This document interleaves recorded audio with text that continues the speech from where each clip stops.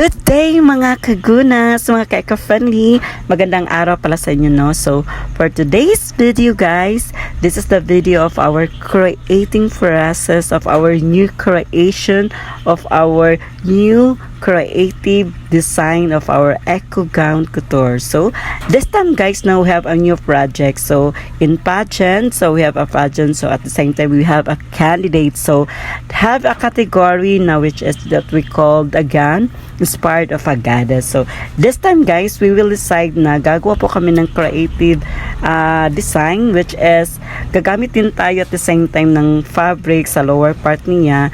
At saka dun sa upper part po natin, gagamit po tayo yung mga something creative, something rare na design. So, as you can see, may mga ginamit po tayo dyan na what we call fish scales.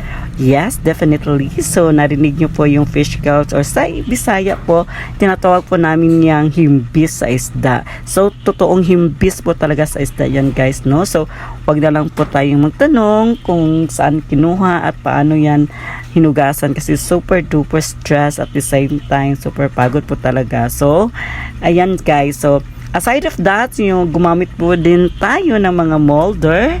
So for dami na tayong ginamit na mga glow stick dyan, no?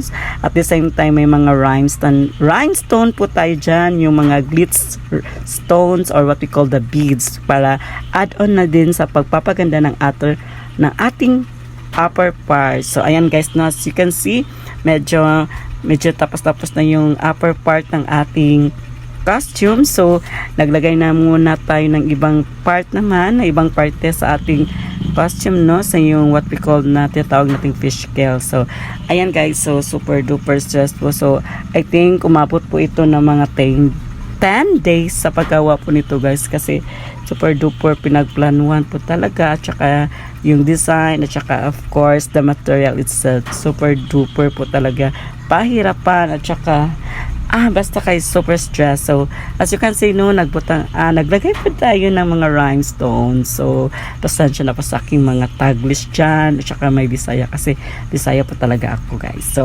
go back to our work, no. So ayan guys, no, so we have decided na gagawa po kami ng ganitong design. So talagang ni-require po, or shall we say choices na po din ng designer na gagawa siya ng gown or made of fabric or yung, so hasa eco-friendly again, nasa eco-lover. So we use this kind of materials, no, to at kunting tulong na din sa ating kalikasan. So that time guys, no, so put in another rhinestones in order to make beautiful sa ating new creation. So ang dami po talagang mga mga rhinestone nilagay dyan para more on glitz. So yan, so finally, so done na ating new creation guys, no. So yan na po yung final look ng ating upper part ng ating costume. So the other part, which is the lower part guys, no, so ano na po yon, so fabric na po yan since gown competition to.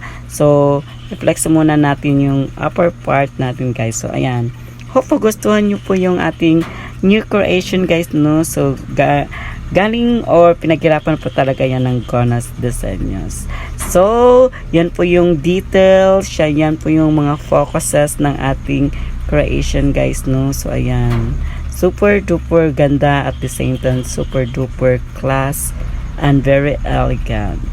So ayan guys, no, so this time guys, no, later susuotin na yan ng ating kandidata sa binibining San Miguel 2024 gown competition. So ayan, so finally guys, no, that moment come na jud guys, nga nasuotan na jud ang ating creation, ang ating ginawang creative eco couture gown, suot ng ating kandidata Miss Irish Meperanum, no, representing Barangay Fatima at Barangay Lantawan, no, during Binibining San Miguel 2024 gown competition. So look at you can see very sexy at very classy at the same time, no. So super ganda talaga guys, very creative, very rare talaga yung design. So I think siya lang po yung nakakaiba dyan guys. So again, inspired of, tinatawag po natin goddess inspired yan. So yan po yung, again, Yan, finally, the final look guys, no? So, hindi na po natin nakuha ng video yung another additional part ng ating lower part kasi super busy na. So, hope gustuhan nyo po ang ating new creation guys. Again, thank you so much. Again, this is your Neville RC, your Eco Queen, your Eco Lover, at the same time, your Eco Vlogger. Thank you so much!